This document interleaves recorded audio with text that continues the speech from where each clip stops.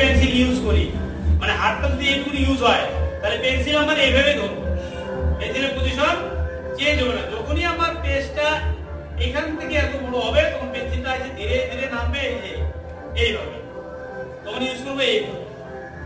কথা বোঝা গেল? আর যখন কবজিটা পুরো ইউজ হয়ে যাবে তখন পেন্সিলটা একটু উঁচা হয়ে যাবে, এই মানে প্লেসটা যত বড় হবে পেন্সিল ধীরে ধীরে ধীরে ধীরে কি হতে যাবে, আগাইতে থাকবে। কথা বুঝছিস? আর পেন্সিল নিচে থাকলে এইভাবে আগাতে হবে, তখন এইভাবে। কথা বোঝা গেল? তাহলে একটা আকার হচ্ছে এটা পজিশন, মানে পেন্সিল কিভাবে ধরবো সেটা হচ্ছে সিস্টেম। মানে যখন তখন এইভাবে পেন্সিল ধরা যাবে না, ছোট খাতা এইভাবে ধরা যাবে না।